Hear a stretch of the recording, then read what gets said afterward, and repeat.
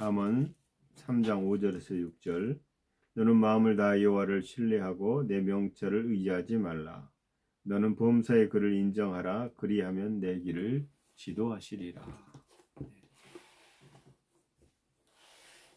오늘은 어떻게 하나님을 믿고 신뢰하는가? 어떻게 하나님을 믿고 신뢰하는가? 이 말씀을 가지고 하나님 말씀을 나누겠습니다. 제가 한 주간 말씀을 준비하면서 고민하다가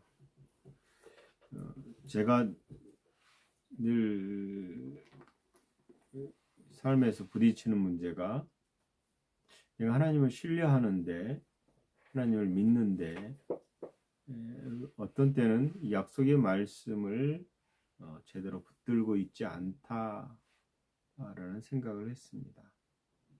오늘 나의 영원하신 기업 할 때 동행하소서라는 찬송을 우리가 고백하기는 동행하시잖아요.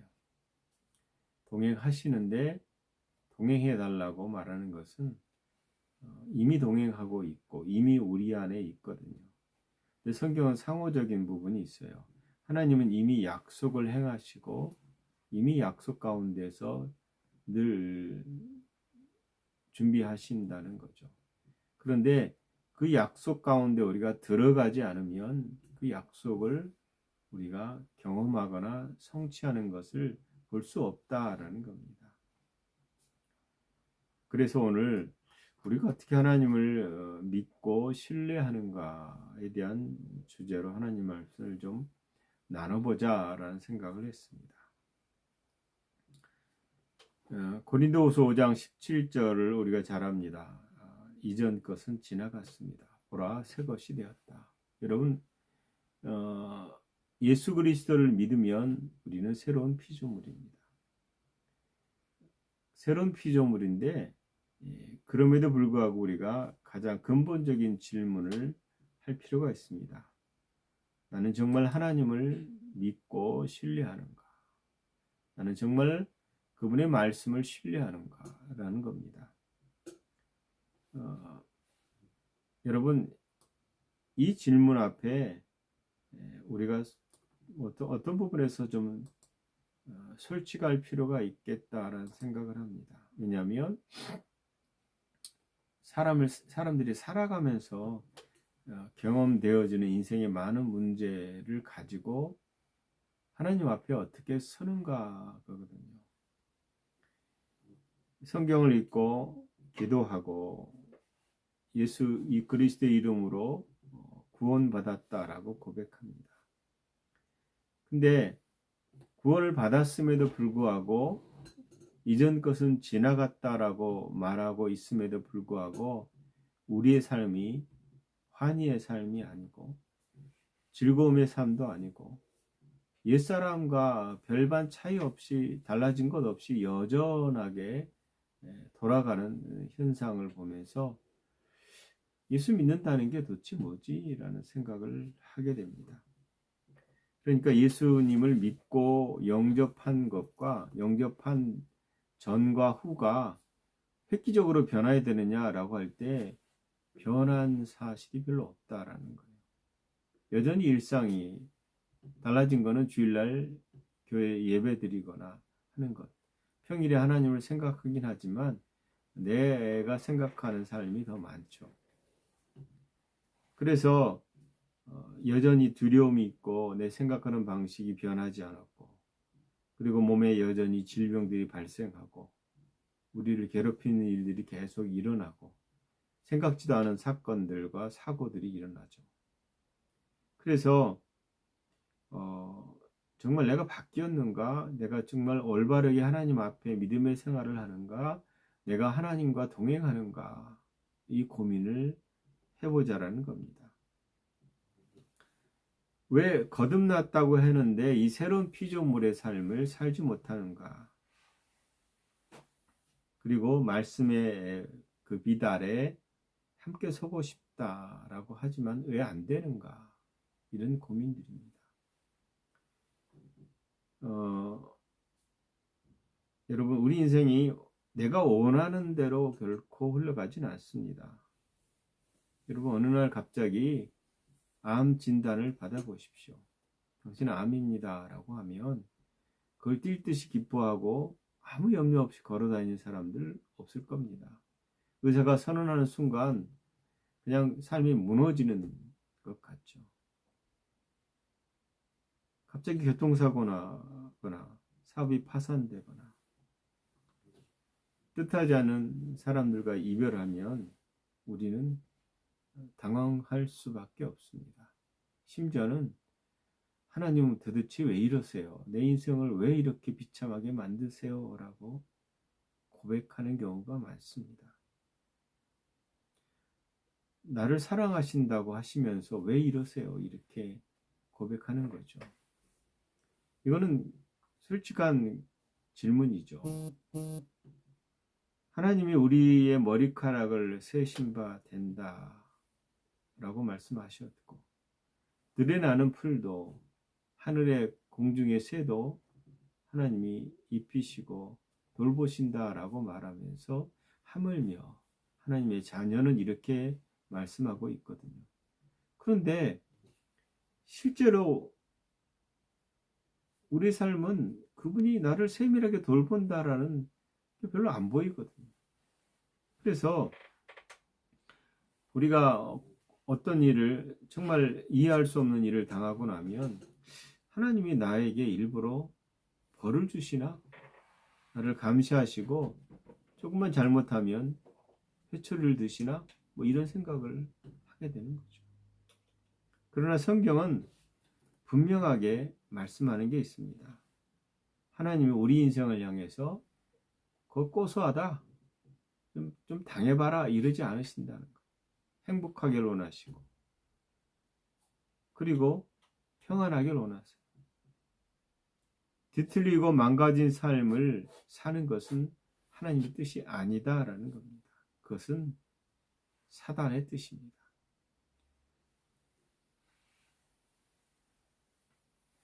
내가 양으로 생명을 얻고 더 풍성히 얻게 하려 함이라 라고 말씀하셨고, 그 전에 사단은 죽이고 멸망시키는 것이 하는 일이에요. 도둑질하고 죽이고 멸망시키는 게 사단과예요.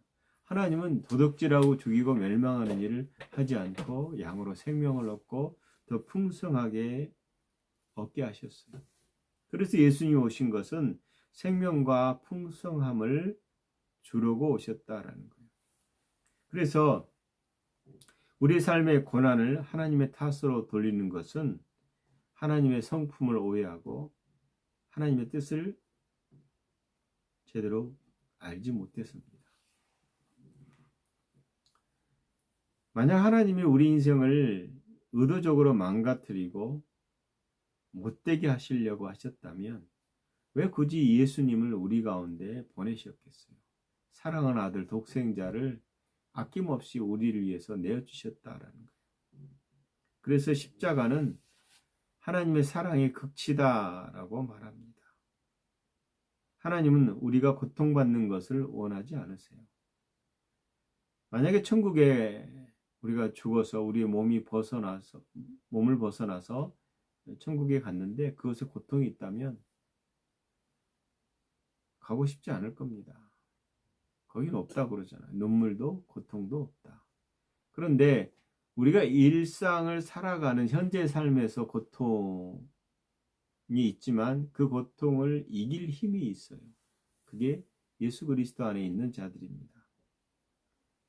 하나님은 우리를 고통에서, 예수 믿은 다음에 고난에서 완전히 제외했다라고 말하지 않습니다. 여전히 고난 가운데 있는데 그 고난을 맞설 힘과 고난을 어떻게 대할 거에 대한 지혜를 성령님을 통해서 주신다라는 거예요. 이제 우리가 이렇게 신앙생활을 하다 보면 어떤 분들은 신령한 삶을 사는 것 같아요. 보고 듣고 음성을 듣고 놀라운 일들을 경험하고, 그래서 왜 나는 이런 게 없지? 왜 나는 그런 경험이 없을까? 나도 그런 걸 좀 봤으면 좋겠다. 그렇게 생각하는 분이 있습니다. 왜 하나님은 내 앞에서 기적을 베풀지 않으실까? 나는 진짜 한번 말씀만 하시면 내가 믿음의 삶을 살 수 있을 것인데. 근데 정말 그럴까요? 여러분, 하나님이 우리 눈앞에서 짜잔 나타나면 믿음이 생길까요? 그 이스라엘의 출애굽 과정을 보면 아니다라는 걸 알 수 있습니다. 이스라엘 사람들이 애굽에 있을 때에 그들은 10가지 재앙을 통해서 하나님이 어떠한 분이신 것을 깨닫습니다. 10가지 재앙. 그 다음에 그들이 그 고센 땅을 나와서 시나이 반도를 지나서 홍해를 건너잖아요. 눈앞에 홍해가 갈라집니다.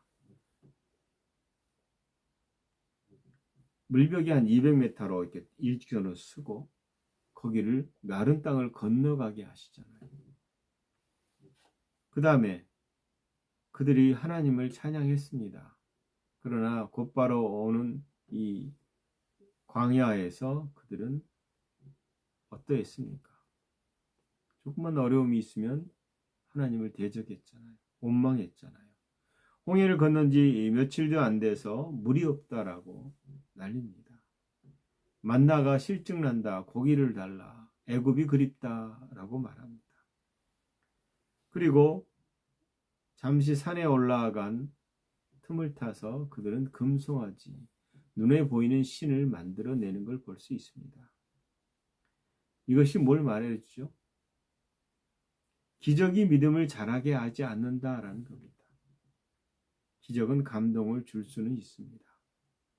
그러나 놀라움을 줄 수도 있지만 기적이 감동이 사라지면 믿음도 함께 사라집니다.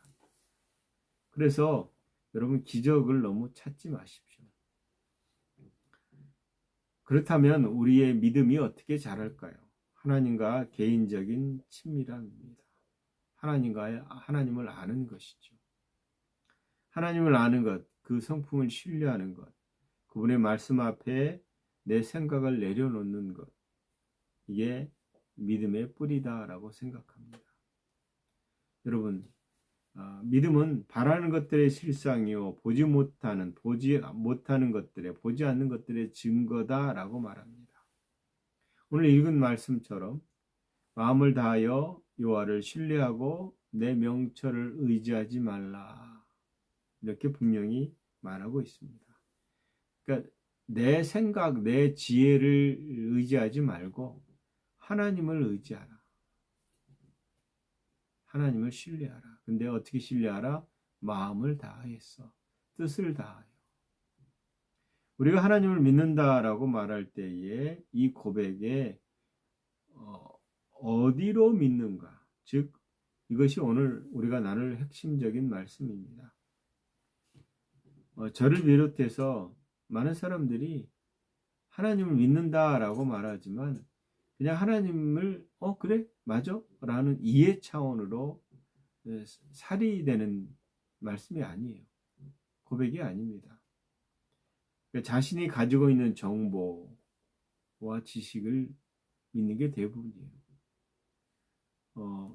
제가 이렇게 살다 보니까 이제 저는 기자 일을 하다 보니까 정보를 많이 취합하거든요.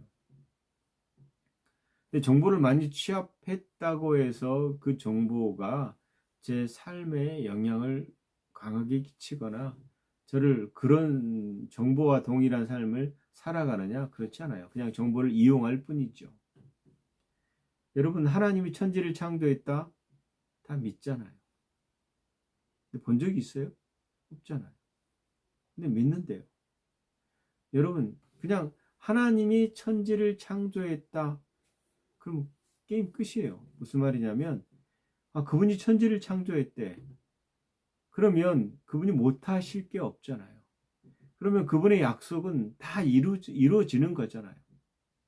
이거 이해하시죠? 근데 그래 맞아 라고 말하고 막상 우리 문제가 딱 닥치면 그 천지 창조하신 그분의 약속의 말씀은 접어두고 지금 이 문제에 대해서 염려하고 걱정하는 게 우리 일상이거든요. 천국이 있다, 지옥이 있다 다 알잖아요. 물론 안 믿는 그리스도인들도 있습니다. 어떻게 저런 하나님이, 사랑이 많으신다는 하나님이 지옥을 만들 것인가? 그래서 영혼 멸절설을 만들어요. 그냥 영혼이 어떻게 지옥에 있어? 이 시간적 개념이거든요. 어떻게 영혼이 지옥에 있어? 물론 성경은 지옥이 아니라 불못에 던져진다라고 말하고 있고, 그거를 우리 유선호 사모님이 계시록에서 늘 얘기하잖아요. 그거 좀 읽어보시고 들어보셔요. 그런데 우리가 안다라고 말하면서도 실제로 아는 것이 아니라 그냥 이해하는 수준. 성경이 말하는 믿음은 마음으로 가라는 거예요. 머리가 아니라 마음으로 가라. 히브리서 11장 1절이 뭡니까? 히브리서 11장 1절의 말씀은 믿음은 바라는 것들의 실상이요 보지 못하는 것들의 증거니라고 되어 있습니다. 보지 못하는 것들을 보는 것처럼 말한다라는 거예요. 이게 무슨 말이죠? 그러니까 내가 보는 것만 믿는다라고 말하면 그 고백이, 그 말의 선언은 12정당권에 나온 결과를 보게 되는 거죠. 하나님이 가데스 바네아에서 이스라엘 땅을 정탐하고 오라고 얘기하잖아요. 그리고 그 땅을 평가하라고 그러잖아요. 근데 그 땅을 평가할 때 18명은 그 땅이 좋은 땅인 건 알겠는데 우리가 못 들어가라고 말하고, 두 사람은 들어간다라고 말할 때 그 평가 방법의 기초는 하나님의 언약이었거든요. 내가 그 땅을 주겠다. 그러면 어떤 방식으로든 분명히 들어가게 돼 있어요. 그래서 들어갈 거야 라고 말하는 것과, 아유 좋은 땅은 맞는데 못 들어가. 세상에 그 좋은 땅을 주는 건 고마운데 들어가지도 못하게 상태를 해놓고 어떻게 그 땅을 가지라고 그래.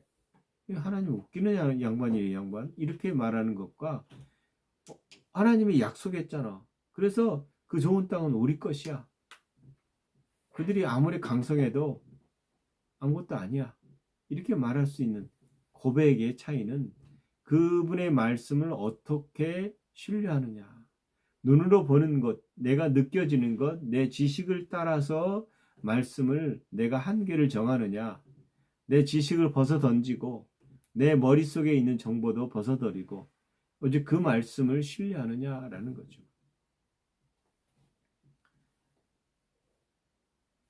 우리는 보이지 않는 실상을 붙드는 것, 이게 믿음이라고 성경은 말합니다. 눈에 보이는 현실이 아니라 하나님의 약속을 진실한 것으로 받아들이는 겁니다. 그래서 그렇게 살면 되는데 우리는 자꾸 눈에 보이는 것을 붙잡고 약속을 놓친다라는 겁니다. 아까도 얘기했듯이 몸이 계속 아파서 아프면 우리는, 어떤 사람들은 혹시 암이 아닌가? 이런 의심도 하게 되잖아요. 그런데 막상 가서 의사가 진단을 내리면 그 진단의 결과를, 이게 사실이니까 결과를 붙들어요. 그 다음에 그 결과를 중심으로 모든 것을 생각하기 시작합니다. 그리고 거기에 붙들려서 삽니다. 그래서 우리가 성경으로 돌아가면 성경은 우리의 질병에 대해서 어떻게 얘기해요? 이미 완성됐다. 치유는 그리스도 안에서 끝났다라고 얘기해요. 재밌는 것은 우리가 새롭게 됐다. 죄에 대해서 죽었다. 그 다음 뭐예요? 죄인이 아니다. 의인이다. 이렇게 말할 때에 십자가에 달린 예수 그리스도를 주로 고백하는 자는 믿음으로 구원을 얻는다. 이렇게 선언하고 그걸 믿잖아요. 근데 그걸 믿는데 그 믿음에 대한 것들을 이 통계화에 수치화해서 눈에 보이는 것은 없어요. 그 약속을 믿잖아요. 근데 그 부분을 우리가 예스라고 얘기하고 나는 구원받았어 라고 얘기합니다. 마음으로 믿어 의에 이르고 입으로 신하여 구원에 이른다. 나는 예수님이 나의 구세주다. 나는 받아들일 거야. 나는 예수 그리스도를 믿습니다. 그분의 이름을 믿습니다. 그분이 나를 위해서 죽으시고 또 부활하시고 승천하신 것을 믿습니다. 주님은 나의 구세주입니다. 이렇게 믿으면 구원을 받는데요. 그래, 난 믿어 라고 얘기해서 구원을 받았어요. 근데 말이야, 예수님이 우리의 삶에서 모든 질병도 가져가셨대. 근데 아프잖아. 이 아픔에 대한 감각을 우리가 인정한다는 거예요. 약속의 말씀보다. 근데 성경은 분명히 이미 완성된 사실로 선언해요. 나음을 얻었나니. 과거 알려잖아요. 예수님이 십자가에서 이미 우리 치유를 성취하셨어요. 우리가 이것을 알고 있잖아요. 그래, 맞아. 알고 있지. 근데 실제로 말씀이 내 삶에 적용하도록 내가 끊임없이 선포하고 선언하는 일들은 게을러요. 그 부분은 잘 하지 않아요. 뭐 저도 그 부분에 해당되는 사람 중에 하나죠. 아프면 즉각적으로 아프구나. 근데 이제 자꾸 훈련하니까 왜 아프지? 예수 이름으로 떠나갈지어다. 그렇다고 우리가 뭐 약을 먹지 않거나 뭐 건강한 음식을 안 먹거나 그런 것이 아니라 먹어야 돼요. 약도 필요하면 먹어야죠. 그러나 그럼에도 불구하고 치유의 말씀을 계속 붙드는 거죠. 근데 우리는 아픈 몸을 중심으로 생각하고 현상을 중심으로 생각하는 일종의 버릇들이 있다라는 거예요. 이게 뭐냐면 이해하고 알고는 있는데 적용을 하지 않는 거죠. 그래서 이 전체 틀이 안 바뀌어요. 생각이 바뀌어야 되는데. 성경은 분명히 천지창조 하나님을 믿는다 고백하면서 가보지도 않았음에도 불구하고 믿는다라고 말하면서도 예수님을 통해서 약속하신 것들, 구약의 많은 약속의 말씀들을 따라서 우리가 살지 않는다라는 겁니다. 그래서 성경은 이것을 로마서 5장 8장 5절 6절에 보면 육신의 생각은 사망이요 영의 생각은 생명과 평안입니다. 그 다음에 육신의 생각은 하나님이 싫어하신다. 영의 생각을 하라는 거죠. 여러분, 이 바울이 두 종류의 생각을 분명히 얘기했습니다. 육신의 생각과 영의 생각. 그리고 육신의 생각은 감각에 묶인 혼의 생각이다. 옛사람이 살았던 방식이다라는 거예요. 보이는 것, 느껴지는 것, 들려지는 것, 여기에 기반한 생각들. 영의 생각은 뭐예요? 하나님의 말씀을 성령님의 인도하심과 깨달음을 따라서 성령의 감동을 따라서 기반한 생각이에요. 하나님은 우리에게 끊임없이 말씀하시잖아요. 성경을 통해서도 말씀하시고 사람을 통해서도 말씀하시고 설교를 통해서도 말씀하시고 또 성경을 읽을 때 우리 안에서 말씀하시기도 하세요. 근데 그 말씀하는 것들을 우리가 주목하거나 관심을 갖지 않으면 놓친다라는 겁니다. 하나님은 육신으로 살고 있지만 우리의 본질은 영이다. 그 영이 하나님 생명과 연결되어 있다. 그리고 하나님 말씀도 영이다. 예수님 분명히 요한복음 6장 63절에서 내가 이르는 말이 영이요 생명이니 라고 말했어요. 말씀이 영입니다. 그리고 나도 영이고 나는 영으로서 그 말씀을 가지고 사는 존재. 그래서 이 말씀이 생명이고 이 생명이 잃으면 죽음이잖아요. 우리가 영으로서 아버지의 말씀이 우리 안에 있지 않으면 말씀을 따라 살지 않으면 우리 삶은 살아있으면서도 죽은 것처럼 사는 삶이다 라는 겁니다. 그래서 하나님이 하지 말라라고 할 때 날 이해시켜줘야 내가 설득해야 내가 안 할 거 아니에요 라고 하신 것이 아니라 그분이 그렇다라고 말하는 것에 내가 예스 맞습니다 맞장구치라는 겁니다. 우리가 살아온 습관이 있잖아요. 습관에서 말씀을 그 말이 돼? 이렇게 얘기하거든요. 무리를 걸으라 그러면 그냥 걸으면 되는데 말이 돼? 빠지잖아. 이렇게 한다는 거죠. 이런 것들이 우리가 일상화된 표현들이에요. 감각에 따라서 고백했던 것들이죠. 하나님은 감각이 있는 건 아는데 내가 말한 것이 우선이다라고 말씀하는 겁니다. 그래서 너희 이해 범주 안에서 나를 보지 말고 더 초월한 나를 바라봐야 된다라고 말씀하는 겁니다. 하나님은 우리의 명철, 우리 자신의 이해를 의지하지 말라고 하십니다. 이해가 나쁜 것은 아닙니다. 이해는 믿음으로 가는 것에 많은 도움을 줍니다. 그런데 내가 그 말씀이 이해가 안 된다고 해서 말씀이 아니냐? 아니요. 그래도 말씀이라는 거죠. 하나님은 언약을 지키시는 하나님이십니다.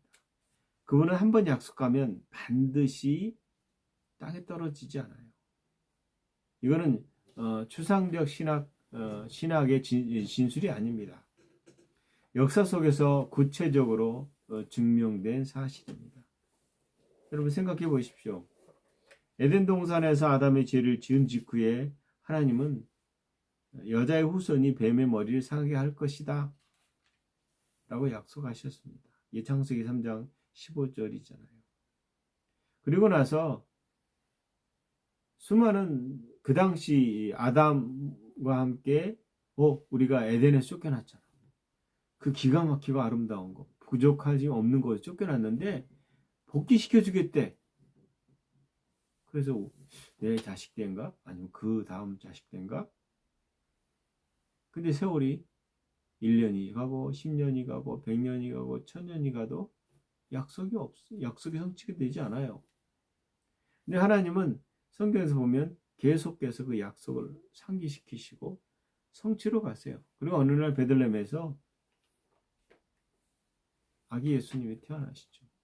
누구도 주목하지 않은 그 허름한 곳. 근데 그분이 왕이세요.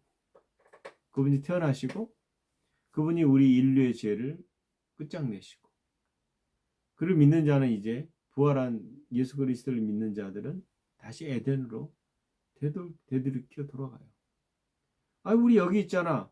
이거는 몸과 마음이고 영으로는 이미 그 나라에 들어가는 거죠. 그게 골로새서 1장 13절이잖아요.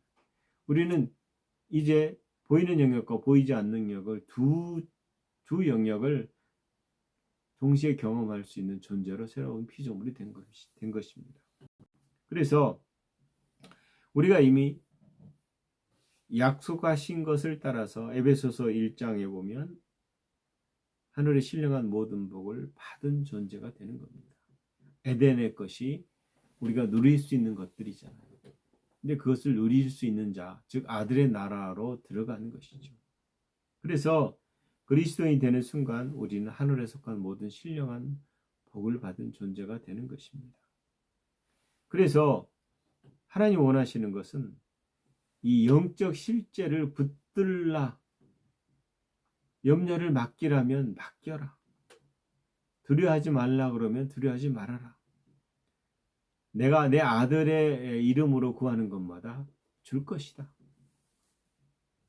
그런데 우리는 그러지 않는 경우가 더 많은 거예요. 현실에서 나타나는 눈에 보이는 방식을 따라서 믿음으로 기도하고 나서도 흔들린다라는 겁니다.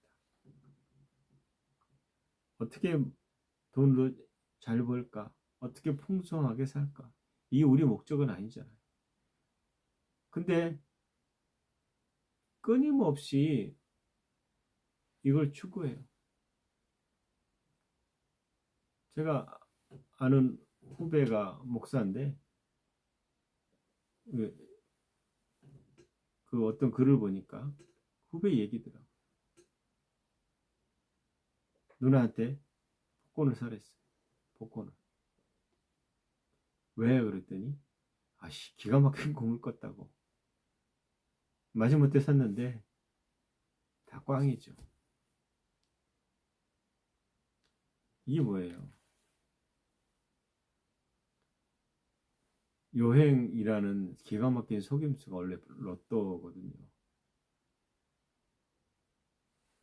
그러니까 어디에 기반을 두고 생각하고 인생을 살아가느냐. 하나님이 말씀하시면 그 말씀은 반드시 이루어진다는 걸 우리는 이해하고 있는데 잘 안 돼요. 그래서 하나님이 읍조리라고 그러잖아요. 묵상하라, 고백하라. 말씀이 네 마음에 가득하도록. 그게 요한복음 15장 7절의 말씀. 내 말이 너희 안에 거하면 거하게 하라는 거예요. 그래서 말씀이 우리 마음의 덩어리가 말씀 덩어리가 되도록 하라는 거죠. 그러면 그대로 되리라. 그래서 약속을 붙드는 믿음으로 나아가야 됩니다. 이 약속의 믿음으로 나아가기 위해서 우리에게 주신 분이 성령님이세요. 진리의 영이 오시면 그가 모든 진리 가운데로 너희를 이끌 것이다.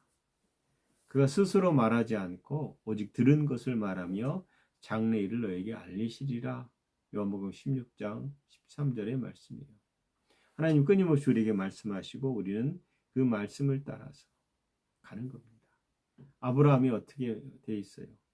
백세나 되어서 자기 몸이 죽은 것 같았고 사라의 태도 죽은 것 같음을 알고도 믿음이 약해지지 아니하고 믿음이 없어 하나님 약속을 의심하지 않고 믿음으로 견고해져서 하나님께 영광을 돌리느니라.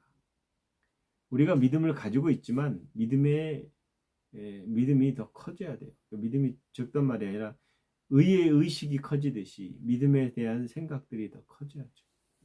그래서 끊임없이 약속의 말씀을 우리 안에 집어넣어야 되는 것입니다.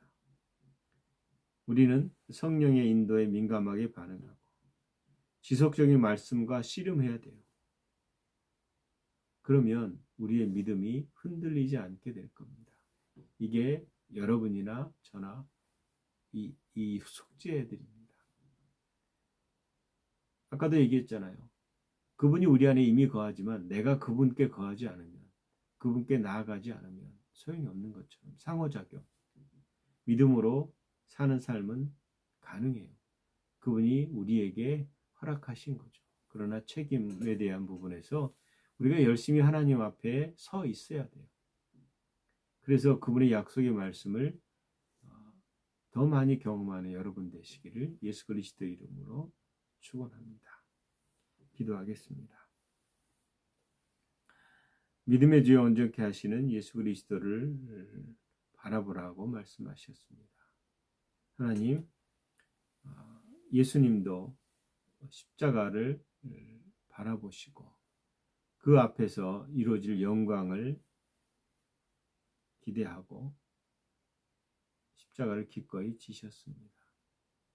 죽지만 살 것을 아셨습니다. 우리 인생에 하나님의 약속의 말씀을 주십니다. 우리가 하나님을 알고 우리에게 주신 예수 그리스도를 믿고 구원의 자녀가 되었습니다.